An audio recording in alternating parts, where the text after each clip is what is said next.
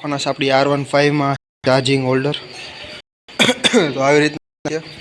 box સારી જવું છે કામ છે પાછળ આવી રીતનું નાનું બીજું માઉન્ટ અમે ઓલરેડી લગાડી દીધું સોક્સનો બોલ ખોલીને અહીંયા કદાચ કેટલા નંબરની એલંકી લાગતી તો ખબર નહીં આમાં આ જાડી એવી લાગશે એલંકી આવી જાડી એવી એલંકી છે લખેલું ક્યાં લખ્યું હા અહીંયા લખ્યું છો ભાઈ 6 mm ની એલંકી લાગશે તો દેખાય હવે ફોકસ લીધો કેમેરા 6 mm ની એલંકી લાગશે બોલ ખોલીને સિમ્પલી લગાડીને ટાઈટ કરી દો એટલે રેડી અને મેં ફોગ લાઇટનું વાયરિંગ અહીંયા કર્યું જ છે એમાંથી ખાલી મારે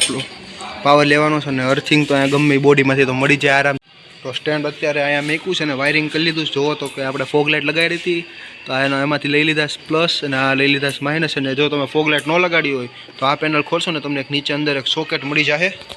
જે એક્સ્ટ્રા આપ્યું કંપની ફોગ લાઇટ લગાડવા ચાર્જિંગ લગાડવા સોકેટમાં સીધા છેડા આપી દેવાનો પ્લસ માઇનસ એટલે લાગી જાય મેં ફોગ લાઇટ લગાડેલી છે અહીં આગળ જો અને એનો વિડીયો ન જોયો ને તો જોઈ લેજો એ આવી રીતે ફોગ લાઇટ લગાડેલી છે બે યલો અને વ્હાઇટ તો એમાંથી મેં ડાયરેક્ટ પાવર લઈ લીધો અને મેં પછી ટેલ ટાઈડી કાઢી નાખીશ R1ની ત્યાં પાછળ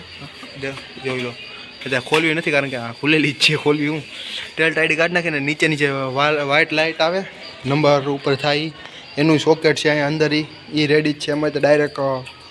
ઓલા છેડા આપીને કરી શકો પણ એ સીટ ખોલવી પડે અને સીટનું મારી પાસે પાનું નથી અત્યારે તો એ નથી કરતો નાને ટેપ મારી દઈને પછી અહીંયા લગાડીને તમને દેખાડું કેવું લાગે ચાર્જિંગ હોલ્ડર આ રહ્યો અર્થિંગ ને આ રહ્યો પ્લસ લગાડી દીધું આપણે ખાલી 5 જ મિનિટમાં ચાર્જિંગ અને જોઈ લો થઈ ગયું સિસ્ટોલ આવું કંઈક લુક આવે છે પાછળથી ને આમ ફોન લાગશે મારી પાસે ત્યાં બીજો ફોન નથી તો ખબર નહીં પડે પણ મસ્ત લુક આવશે ને હાલતી ગાડી આરામથી તમે તારક મહેતા કે ગમે જોઈ શકો વાંધો નહીં આ બ્લૂટૂથ કાનમાં નાખ્યો હોય કે ઇન્ટરકોમ માર્યો હોય તો અહીંથી સીધો ફોન ટચ થઈને ગૂગલ મેપ કે આરામથી લાગી જાય ને બાકી તો હલેવું જ છે આ ઢીલું કરશો એટલે હલવા મળશે